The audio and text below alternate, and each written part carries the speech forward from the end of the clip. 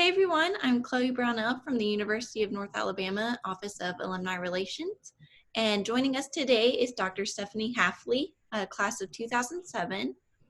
So she's going to talk to us a little bit about just her experience at UNA and what she's currently up to at George Mason University.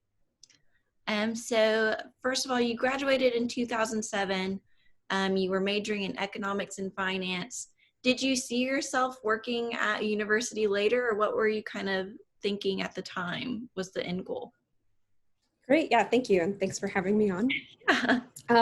So when I graduated in 2007, I had definitely realized that economics was my passion. I had started as a finance major and really liked a lot of classes that were cross-listed with economics as kind of more of the philosophy of business and economics. So dug into that. I knew I wanted to continue to study, and I was particularly interested in how economics and economic policies impacted people on the ground, like communities and everyday people being impacted by sort of these big policies and what they did. And so I wasn't really certain I wanted to go into academia or be a professor, but I knew I wanted to study more. So I went and got a master's degree at George Mason University and did their MA fellowship at the Mercatus Center that I now work on. That was really training you in these ideas, but to go work in the policy field. So it's kind of how I started, and then got more and more interested in academia as I continued. Okay. So you always had that like interest in research, and that kind of carried you into where you are today. Yeah, I actually had some really great experiences at UNA that helped spark that for me. Yeah. So one of the professors in the economics department, Dr. Jim Couch, was a professor of mine. He passed away a couple of years ago, but he got me really interested in doing research. So he invited me to present at a conference called the Society of Business, Industry, and Economics as an undergrad. Look at And you. that was really, yeah, it was great. And so we got to go and try that out. I'm sure it was not great, but a good experience to do. And then I also got to help him as an editorial assistant on the journal for that society. Wow. And I think that really hands-on experience really made me excited to learn more. And so it definitely started at UNA and continued. A lot of students now, that's great that you had like such an interest in it. A lot of students kind of shy away from research, I feel like. I know that I do, because I'm like, I don't know, it can be kind of daunting at first, but did you have that experience, or did you feel comfortable with it, or did maybe the professors help you kind of feel more comfortable with research? Yeah, so it's definitely scary to start to write and do research when you feel like you are not an expert in Yeah. what you're doing.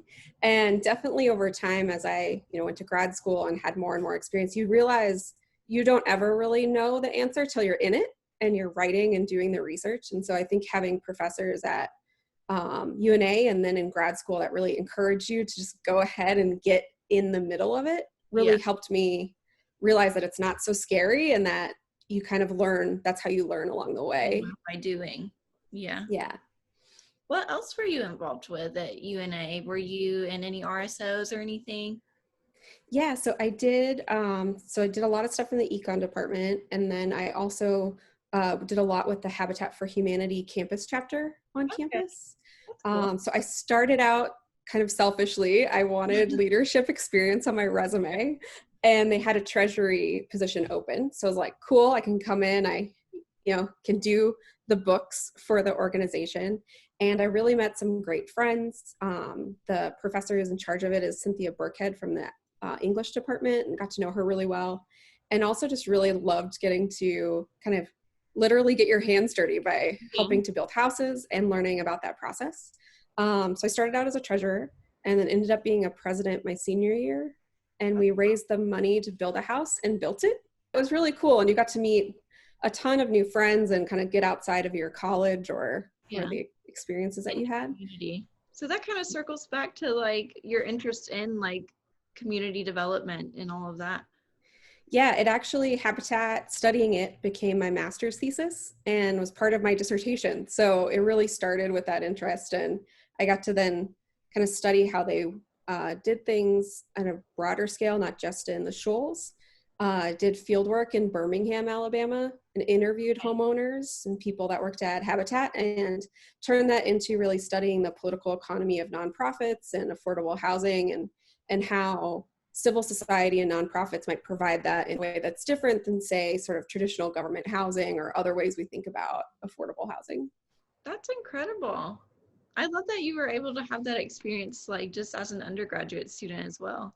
That's awesome. Yeah, like who knew just going to one of those events would turn into like literally my PhD dissertation. So Literally. Everyone go to RSO fairs and get involved. More yeah. story. So what are you up to at George Mason University? You said you were a fellow there while you got your master's, right? And then now you currently work there. What is that position like? Yeah, so I started in the fellowship, got my master's, and then went out and worked for a couple of years. I worked in the government as a presidential management fellow, which is this program for graduate students to get into government. And I worked at FEMA and the Forest Service because I had started doing work in disaster recovery.